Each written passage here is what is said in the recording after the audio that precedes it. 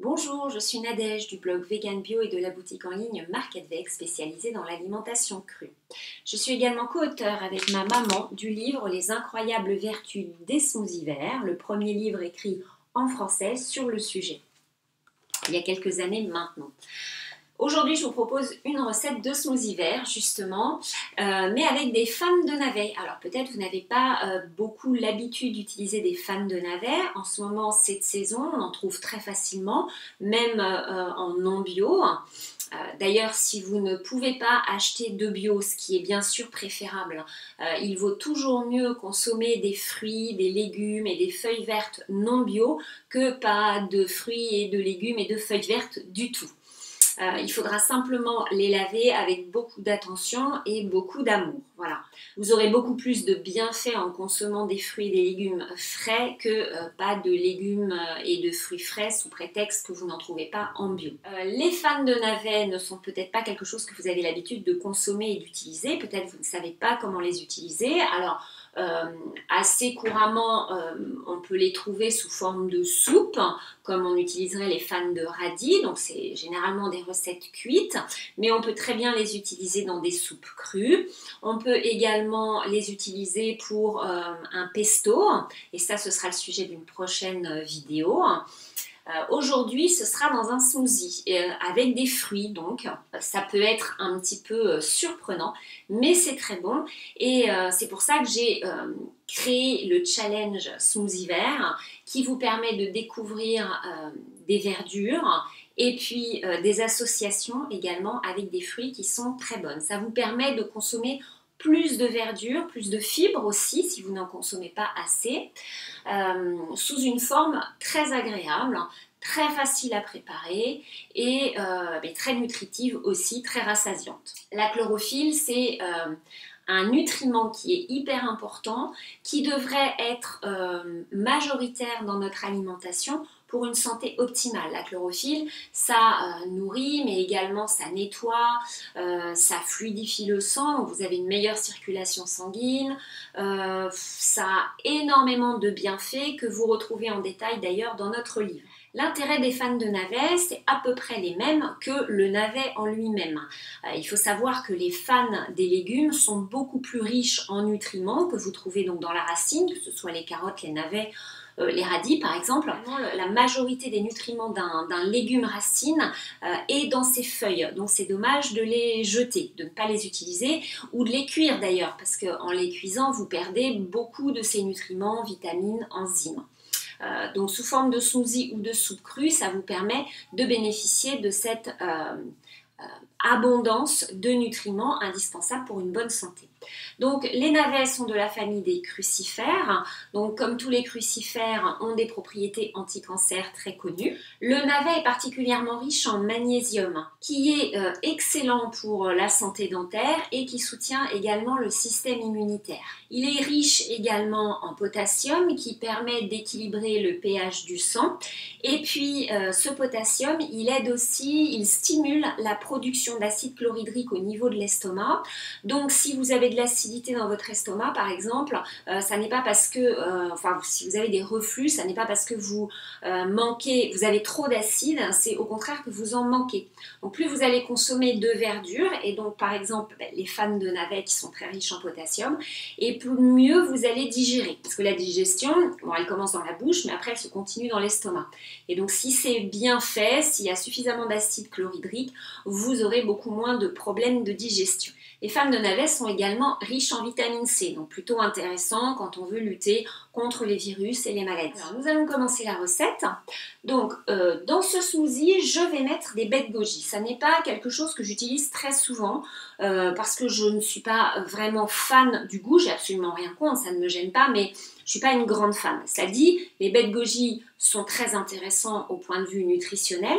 Ce sont des baies qui sont extrêmement riches en antioxydants, comme les caroténoïdes, dont fait partie le bêta-carotène, qui a un rôle hyper important pour lutter contre les infections virales. Et donc dans les baies de goji, vous en avez beaucoup. Alors pourquoi je n'en utilise pas non plus beaucoup?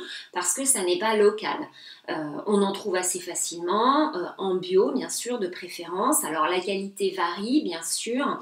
L'autre intérêt des baies de goji, c'est qu'elles sont très riches en hydrogène. Et l'hydrogène, ça maximise en fait l'hydratation. Donc c'est super important d'être bien hydraté et les baies de goji vous aident dans ce sens. Ça peut être intéressant de les faire tremper, ce qui est le cas pour moi là, au préalable, hein, tout simplement pour les rendre beaucoup plus faciles à mixer. Disons que ça va protéger un petit peu votre blender. C'est sûr que si vous avez un blender hyper puissant, vous pouvez ne pas les tremper. Mais si elles sont vraiment trop sèches ou si vous voulez préserver votre blender, vous les faites tremper au moins 1 heure avant. Vous pouvez également les faire tremper pour n'utiliser que l'eau, soit dans vos smoothies, et garder par exemple les baies hydratées pour faire des boules énergétiques ou pour faire un thé, une sorte de thé. C'est un peu une infusion de baies de goji. Donc il suffirait de les faire tremper entre 2 et 4 heures, enfin de les égoutter, de garder l'eau et donc d'utiliser cette eau pour faire comme un thé qui serait énergétique hein, parce qu'il contient beaucoup de nutriments indispensables et puis c'est relativement agréable. Vous pourriez rajouter après un sucre éventuellement. Bon là donc je les ai juste fait tremper. Donc là j'ai à peu près, je crois que j'ai 30 grammes de baies de goji. Alors la consommation idéale, hein, si vous en consommez tous les jours, c'est entre 15 et 40 grammes. Voilà, ça suffit pour couvrir vos besoins. Quand les baies de goji sont un petit peu sèches, même un blender puissant peut parfois laisser des petits bouts qui ne sont pas forcément agréables dans un smoothie. Les gens qui n'apprécient pas les smoothies verts, très souvent c'est parce que la texture qu'ils obtiennent avec leur blender n'est pas assez veloutée, assez lisse. Et donc c'est super important pour apprécier son smoothie vert. Donc si vous n'avez pas une texture très velouté et donc vous n'accrochez pas avec les smoothies, essayez de vous procurer ou de goûter un smoothie vert qui serait très velouté pour voir si vraiment vous n'aimez pas les smoothies verts ou si c'était la texture qui vous posait problème. Alors ensuite, je vais rajouter 2 pommes. Alors, les pommes, c'est de préférence bien sûr bio. Si elles sont bio, vous n'avez pas besoin de les éplucher. Là, je ne sais pas pourquoi j'ai enlevé le trognon, parce que si vous avez un blender très puissant, vous pouvez tout à fait garder les pépins, l'intérieur, tout sera mixé. Alors, certaines personnes pourraient dire que les pépins sont dangereux pour la santé. En fait, ils ne sont pas dangereux si vous en consommez en quantité, on va dire, normale. Oui, bien sûr, il y a des composés dedans qui sont dangereux, mais si vous en consommiez en très très grande quantité, alors il faudrait manger, je ne sais pas, peut-être des kilos de pépins. Enfin, en tout cas, il en faudrait énormément. Vous n'arriverez jamais à consommer cette quantité de pépins pour vous poser un problème en mangeant des pommes. C'est juste pas possible.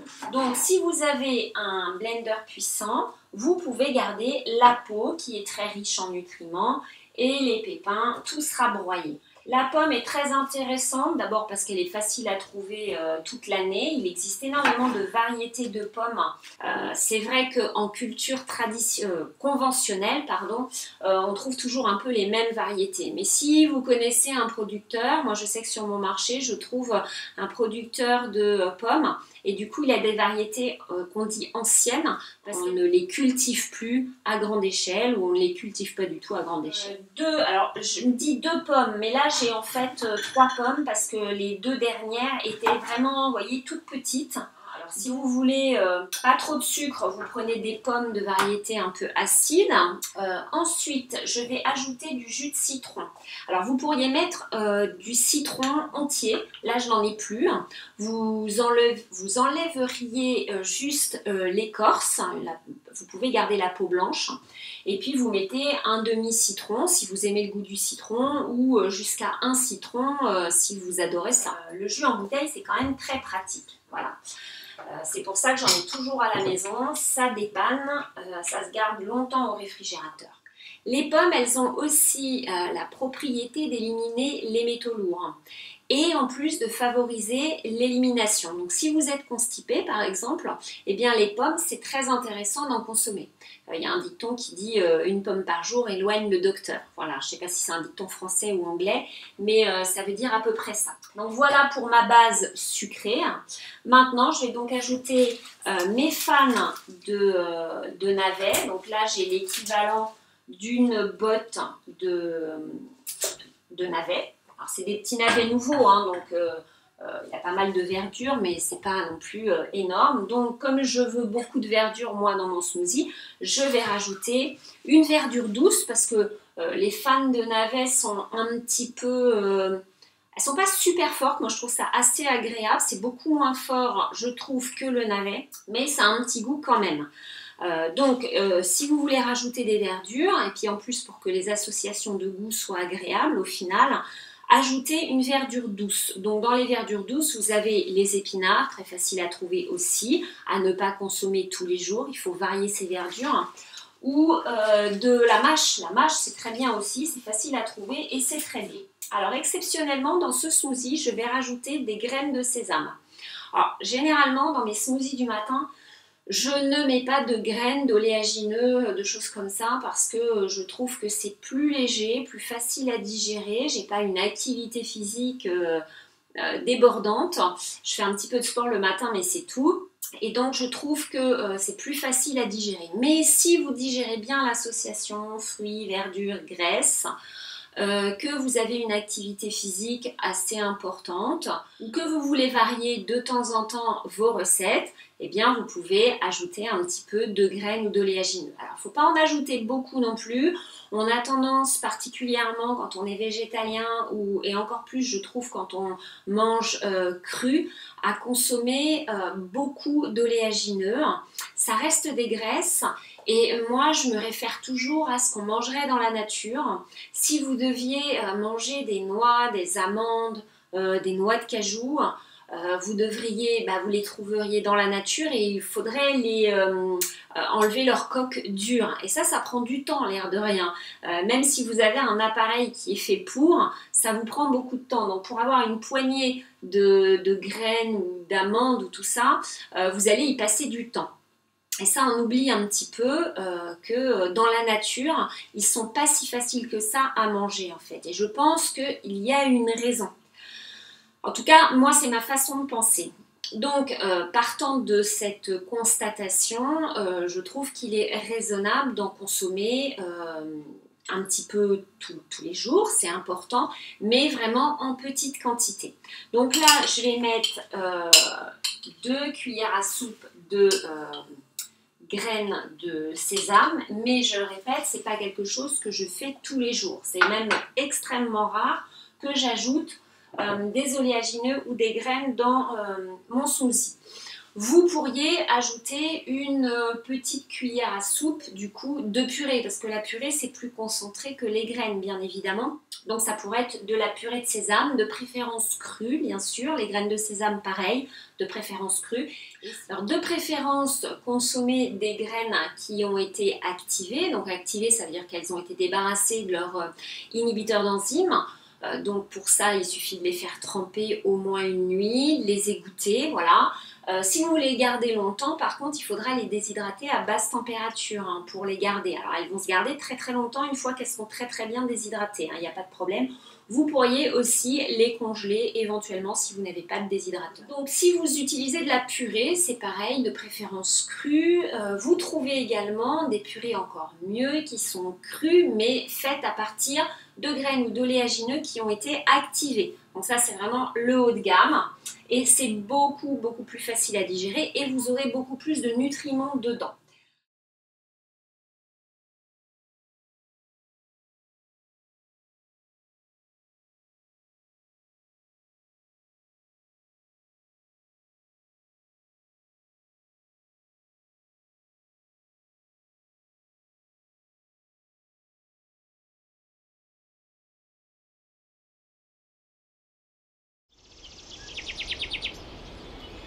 Et pas le gingembre bien sûr. Et le gingembre est très intéressant puisqu'il est anti-inflammatoire et également anti-infectieux.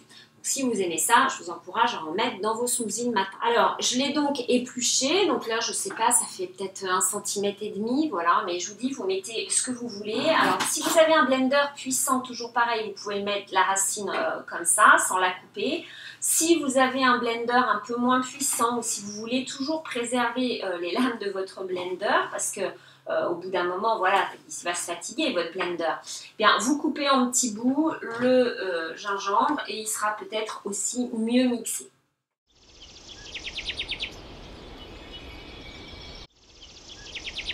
On va voir la texture maintenant.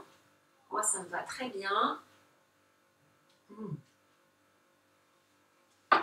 Très bon. Le mélange gingembre, sésame, on sent toutes ces saveurs en fait. Il y a une légère amertume. Ça, c'est un peu, c'est les fans de navets qui sont légèrement amers. Alors, c'est excellent en cette saison pour se nettoyer, pour soutenir l'activité du foie et encore plus quand justement on a eu beaucoup de stress. Je pense à cette période un peu particulière où la plupart d'entre nous avons eu ou avons encore beaucoup de stress à cause de l'inquiétude, l'avenir, tout ça. Enfin, chacun a une histoire personnelle, mais en tout cas, ça génère beaucoup de stress et le stress génère beaucoup de toxines.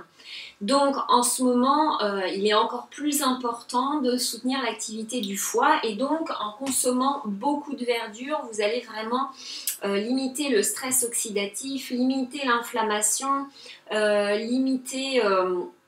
nettoyer votre corps. Donc c'est vraiment encore plus important, je dirais, que les autres jours. Et puis ça renforce le système immunitaire aussi. Donc je vous montre le smoothie, pas si vous allez voir, voilà. Alors bon, le vert est peut-être pas aussi appétissant que d'autres smoothies. À chaque fois qu'on fait un nouveau smoothie, le vert change. Donc moi je trouve ça super. Mais quand on n'a pas l'habitude, bon parfois le vert peut gêner. Mettez des myrtilles si vous voulez cacher la couleur du vert. Dès que vous mettez des myrtilles dans un smoothie, vous avez une couleur très différente, généralement autour du violet. Voilà. Le sésame apporte un petit peu de crémeux. Si vous voulez avoir du crémeux sans graisse, vous pourriez mettre de la banane. Mais la banane, ça va apporter du sucre supplémentaire. Et là, franchement, avec mes 2 pommes, moi, je trouve ça largement assez sucré. Vous pourriez remplacer donc le sésame par de l'avocat. L'avocat a l'avantage donc d'apporter une texture hyper veloutée, sans sucre, et il maximise l'assimilation des nutriments. Pas forcément à consommer tous les jours, d'abord parce que les avocats sont chers et puis c'est pas du tout local. Enfin, pour moi en tout cas, ça n'est pas local, ça dépend où vous habitez. Mais de temps en temps, voilà, ça peut être intéressant, surtout pour les personnes qui font attention à leur consommation de sucre. Donc pour apporter du velouté sans sucre, parce que souvent on utilise la banane, la mangue, enfin des fruits qui sont quand même très sucrés, utilisez de l'avocat. En saison, la courgette est pas mal non plus. Vous pourriez utiliser de la patate douce cuite. Ça apporterait beaucoup de velouté. C'est doux, ça n'a pas un indice glycémique très élevé, en tout cas beaucoup moins élevé que la pomme de terre classique. C'est rassasiant, c'est très agréable. Voilà. Si vous avez envie de vous lancer dans l'aventure des smoothies verts, donc un smoothie vert par jour, c'est génial, ça a énormément de bienfaits, ça peut changer complètement votre vie. Les participants donc au challenge que j'organise, challenge gratuit que j'organise, il y en a plein qui disent que ça a changé leur vie et qui sont devenus accros et qui consomment maintenant un smoothie vert tous les jours. C'est très facile. Je vous invite, si vous êtes intéressé, à vous inscrire à ce challenge. Je vous mettrai le lien en bas sous la vidéo. Vous recevez des recettes, une recette par jour, donc différentes. Donc ça vous fait 14 recettes gratuites différentes, une par jour. Ce qui vous permet d'expérimenter, de découvrir. Et puis bien sûr, vous recevez également des conseils. Et il y a un groupe Facebook où vous pouvez partager, poser vos questions. Merci d'avoir regardé cette vidéo. Je vous dis à très bientôt. Au revoir.